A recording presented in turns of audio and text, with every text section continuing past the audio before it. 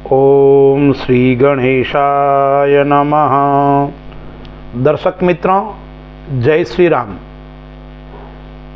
दिसंबर 2025 मासिक भविष्यफल मेष राशि का भविष्यफल कैसा होगा, यह महीना मेष राशि वालों के लिए क्या क्या लाभ प्राप्त करेगा, क्या क्या हानि देगा, आइए हम विस्तार से चर्चा करते हैं। दर्शक मित्रों, यह जो मैं आपको फलादेश बता रहा हूँ वह गोचर के अनुसार आपको बता रहा हूँ। आप यदि अपनी कुंडली का पूरा विश्लेषण जानना चाहते हैं तो मेरे से आप व्यक्तिगत संपर्क कर सकते हैं।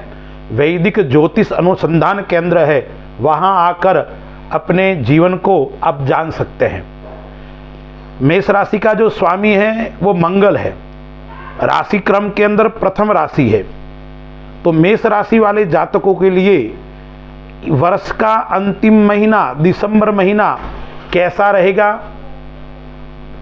क्या क्या फल की प्राप्ति करवाएगा, आइए हम पहले ग्रहों के ऊपर विचार करते हैं। यह आपके सामने कुंडली है। इस माह के अंदर ग्रहों का परिवर्तन ज्यादा हो रहा है। सर्वप्रथम मंगल जो है वो अपनी स्वराशि के अंदर 8वें घर के अंदर वृश्चिक राशि के अंदर बैठा हुआ है। साथ में सूर्य भी है, मंगल भी है और शुक्र है। तो सूर्य भी राशि परिवर्तन कर रहा है। मंगल 7 तारीख को अपनी स्वराशि को छोड़कर धनु राशि में आ जाएगा। बुध है वो 7वें घर के अंदर तुला राशि में बैठा हुआ है। 7 तारीख को वृश्चिक राशि में आएगा और 29 तारीख को धनु राशि में आ जाएगा। सूर्य है वो 16 तारीख को वृश्चिक राशि को छोड़कर धनु राशि में चला जाएगा। गुरु है वो वक्री है और 5 तारीख को कर्क राशि को छोड़कर 5 दिसंबर को मिथुन राशि में भ्रमण करेगा। और दैत्य गुरु शुक्र है वो भी अस्त है और वो 20 तारीख को वृश्चिक राशि को छोड़कर धनु राशि में आ जाएगा। तो यह है ग्रहों की स्थिति। गुरु उच्च का रहेगा, 5 तारीख तक मिथुन राशि में है। तो ग्रहों का प्रभाव जीवन के ऊपर क्या पड़ेगा, ग्रहों की स्थिति मेष राशि वालों के लिए कैसी रहेगी। 5वें घर के अंदर केतु है सिंह राशि में, आय स्थान के अंदर राहु है, 12वें घर के अंदर व्यय स्थान के अंदर शनि मीन राशि में गोचर कर रहा है। तो इस माह के अंदर बुधादित्य योग भी बन रहा है, शुक्रादित्य योग भी बन रहा है और मंगल आदित्य योग भी बन रहा है। यह योग 3 प्रकार के जो योग बन रहे हैं वो दिसंबर माह के अंदर क्या फल देने वाले हैं। तो हम पहले विचार करते हैं कैरियर यानी व्यापार की दृष्टि से। अब व्यापार का जो मालिक है, 10वें घर का मालिक है, वो 12वें घर के अंदर बैठ गया है। और भाग्य का जो मालिक है वो 5 तारीख तक तो मिथुन राशि में है, फिर उच्च का होकर कर्क राशि में है, उसके बाद में वो मिथुन राशि में आ जाएगा। तो यह ग्रहों की स्थिति है। तो यह व्यापार की दृष्टि से क्या फल देने वाला है, तो कैरियर की दृष्टि से मिला जुला यानी मध्यम फल देने वाला है। न ज़्यादा उन्नति रहेगी न ज़्यादा हानि रहेगी। स्लो धीरे धीरे आपका व्यापार चलता रहेगा, गति पकड़ेगा, लेकिन माह के अंत समय में गति पकड़ेगा। शुरुआत के अंदर यह गति नहीं पकड़ेगा व्यापार मेष राशि वाले एवं मेष लग्न वालों के। तो व्यापार की दृष्टि से आपका यह समय मध्यम रहने वाला है। ज़्यादा आपको चिंता करने की आवश्यकता नहीं है। जवाबदारी जरूर बढ़ेगी आपके ऊपर, काम का बोझ आपके ऊपर इस माह के अंदर बढ़ेगा, क्योंकि जो सूर्य है वो 8वें घर के अंदर 16 तारीख तक है, फिर सूर्य है वो भाग्य स्थान के अंदर आ जाएगा। तो 8वां सूर्य श्रेष्ठ नहीं माना है, लेकिन जैसे ही धनु राशि के अंदर सूर्य आ जाएगा तो क्या लाभ देगा, आपकी काम करने की क्षमता बढ़ेगी, भाग्य आपका साथ देगा और नई जिम्मेदारी बुध भी आपको दिलाएगा और सूर्य भी आपको नई जिम्मेदारी दिलाएगा। नया काम आपके सामने आकर खड़ा हो सकता है। आप नौकरी आदि करते हो तो उसके अंदर भी नई जिम्मेदारी आपको दिलाएगा। 16 तारीख के बाद में भाग्य में आपकी अभिवृद्धि होगी, भाग्य आपका साथ देगा। जो रुका हुआ काम है वो काम आपका बनेगा। एक बात इस माह के अंदर और आपके लिए अच्छी होने वाली है। वो कौन सी होने वाली है? नए नए सौदे, नए नए काम आपके सामने आएंगे, आपको उसको स्वीकार करना है। आप किस प्रकार से इस अच्छे समय का सदुपयोग कर सकते हैं, उसका विशेष आपको ध्यान रखना पड़ेगा, ख्याल रखना पड़ेगा। और वो अच्छे अच्छे स्रोत आपके सामने आएंगे, इसलिए कोई भी आप निर्णय लेते वक्त आपको सावधानी बरतनी पड़ेगी। जल्दीबाजी में कोई निर्णय नहीं लेना है, अच्छे लोगों से सलाह लेकर आपको कार्य करना है और काम करना है। इसलिए व्यापार की दृष्टि से समय यह मिला जुला मध्यम रहने वाला है। महीने का अंतिम समय आपके लिए अच्छा रहेगा। महीने की शुरुआत के अंदर जरूर आपको व्यापार के अंदर थोड़ा संघर्ष करना पड़ेगा। अब विचार करते हैं परिवार की दृष्टि से।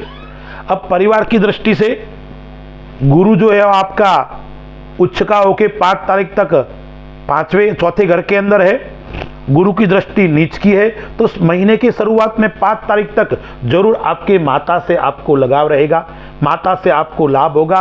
पिता से जरूर आपकी अनबन हो सकती है। अनबन शुरुआत के 5-7 दिन रहेगी, उसके बाद में धीरे धीरे वो समाप्त हो जाएगी। यानी 5-7 दिन शुरुआत में पिता पक्ष से अनबन रहेगी, पिता से थोड़ी आपकी बनेगी कम। अन्य परिवार की दृष्टि से देखते हैं तो आपको छोटे भाई बहन है, उनसे आपको थोड़ा मनमुटाव बढ़ सकता है। जैसे ही गुरु मिथुन राशि में चला जाएगा, पराक्रम स्थान के अंदर गुरु चला जाएगा, तो छोटे भाई बहन जो आपके हैं उनसे कम लगाव होगा, या आपके मित्र आदि है उनसे थोड़ा आपका लगाव कम होगा, उनसे आपकी दूरी रहेगी। अब गुरु की जो दृष्टि है यहाँ पर वो 5 तारीख के बाद में भाग्य स्थान पर गुरु की दृष्टि आने वाली है। गुरु की 7वें घर पे ऊपर दृष्टि है, तो जीवन साथी के दृष्टि से समय अच्छा रहेगा। बुध 7 तारीख को चला जाएगा 7वें घर से वृश्चिक राशि के अंदर। गुरु की वहाँ 5 तारीख के बारे में दृष्टि प्रारंभ हो जाएगी, तो जीवन साथी के साथ में आपका मित्रवत व्यवहार रहेगा, अच्छा व्यवहार रहेगा। लेकिन बीच बीच में कभी कभी मनमुटाव आपको देखने को मिल सकते हैं। अब आपको मैं कुछ डेट बता रहा हूँ, तारीख बता रहा हूँ, उस तारीख का आप विशेष ध्यान रखें। उन तारीखों में आपको बचकर रहना है जीवन साथी के साथ में, आपके पार्टनर के साथ में, व्यापार आदि के साथ जो क्षेत्र में काम करते हो, क्योंकि मैं जो तारीख बता रहा हूँ वो तारीखों में आपको जीवन साथी के साथ में समस्या उत्पन्न हो सकती है। कौन सी तारीख है? 1, 8, 9, 17, 18, 19, 27 एवं 28 तारीख। ये जो मैं आपको तारीख दिसंबर माह की बता रहा हूँ, इन तारीखों में आपको विशेष ध्यान रखना पड़ेगा। दूसरा क्या ध्यान रखना पड़ेगा? एक तो जीवन साथी के साथ में, और आपका पार्टनर यानी व्यापार के अंदर, और जीवन का पार्टनर यानी जीवन साथी, इन दोनों से इन दिनों में आपको वार्तालाप करते हुए वाणी के ऊपर संयम बरतना पड़ेगा, अन्यथा आपकी वाणी आपको ही नुकसान प्रदान कर सकती है। इन दिनों में निवेश से आपको बचना है। माह के अन्य दिनों में आप निवेश करिए, कोई चिंता नहीं है, लेकिन मैं आपको तारीख बता रहा हूं, उन तारीखों में आपको निवेश से बचना है। सोच समझकर निवेश करना है, अन्यथा लॉस नुकसान आपको हो सकता है। एक बात आपको और लाभदायक मैं बता रहा हूं, जो मीडिया के क्षेत्र में काम करते हैं, पत्रकार बंधु है, सोशल मीडिया हो चाहे इलेक्ट्रिक मीडिया हो या प्रिंट मीडिया हो, मीडिया के क्षेत्र में काम करते हैं, मार्केटिंग के क्षेत्र में काम करते हैं, या सामाजिक क्षेत्र के अंदर यदि आप करते हो, तो आपके लिए यह महीना उत्तम और श्रेष्ठ फल देने वाला रहेगा। क्या करवाएगा?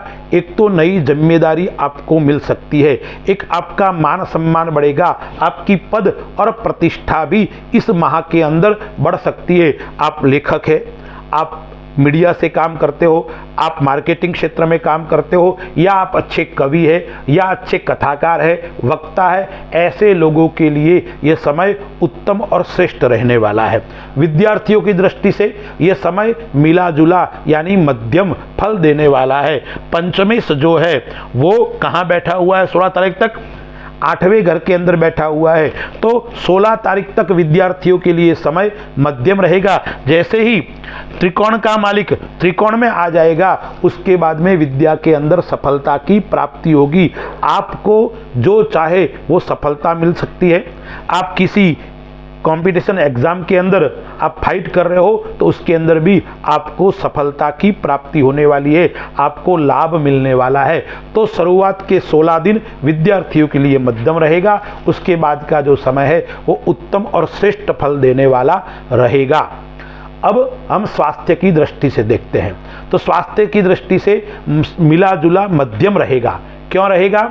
क्योंकि एक तो समस्या रह सकती है आपके शुरुआत में 7-8 दिन तक, 7 दिसंबर तक स्वास्थ्य की दृष्टि से देखें तो पेट संबंधी समस्या आपको परेशान कर सकती है, यानी आपको खान पीन का विशेष ध्यान रखना पड़ेगा। उसके बाद में नेत्र संबंधी मानसिक चिंता आपको निरंतर परेशान करेगी, यानी अचानक समस्याओं का सामना आपको इस माह के अंदर करना पड़ेगा। उसके कारण आप मानसिक चिंतित रहेंगे, मानसिक परेशान जरूर रहेंगे। इसलिए आपको विशेषकर से योग और प्राणायाम के ऊपर आपको विशेष ध्यान देना पड़ेगा। अब हम विचार करते हैं उपाय क्या क्या करने हैं। मेष राशि वाले जातकों के लिए एक श्रेष्ठ उपाय जो मैं आपको बताता हूं वो है गरीबों को भोजन करवाना, अनाथों को भोजन करवाना। यह श्रेष्ठ और उत्तम उपाय है। दूसरा उपाय है मंगलवार के दिन आपको प्रातःकाल सूर्योदय से पूर्व करो तो अति उत्तम है। भगवान हनुमान जी के मंदिर में जाकर आप संकट मोचन या बजरंग बाण के आपको एक पाठ करना है और चमेली का तेल से भगवान हनुमान जी को दीपक लगाना है, हनुमान जी के लिए दीपक करना है। इसके अलावा आपको तेल और सिंदूर वाले बालाजी मिल जाए तो मंगलवार के दिन तेल और सिंदूर हनुमान जी के ऊपर चढ़ाना है। एक उपाय मैं आपको और बताता हूँ, वो आपके व्यापार की उन्नति के लिए, जिनको व्यापार में समस्या आ रही है, रुकावटें आ रही है, धन के अंदर निरंतर समस्याएं का सामना करना पड़ रहा है, तो क्या करना पड़ेगा? मंगलवार के दिन आपको 3 मुट्ठी मसूर की दाल लेनी है और वो 3 मुट्ठी मसूर की दाल भगवान शिव को अर्पण करनी है। और वो अर्पण की हुई दाल कहाँ डालनी है? पक्षियों को चूगा डालना है। यह करोगे तो धन के अंदर जो रुकावटें आ रही है वो रुकावटें समाप्त हो जाएगी। व्यापार के अंदर समस्या आ रही है वो समस्या समाप्त हो जाएगी। और एक काम आपको और करना है, अपने से जो बड़े हैं उन बड़ों का आदर सत्कार करना और सम्मान करना। जितना बड़ों की सेवा करोगे, माता पिता की सेवा करोगे और गुरुजनों का आदर सत्कार करोगा, इतना जीवन आपके लिए अभिवृद्धि करने वाला रहेगा। जीवन के अंदर उन्नति, सुख और समृद्धि प्राप्त कराने वाला रहेगा। अस्तु। जय श्री राम।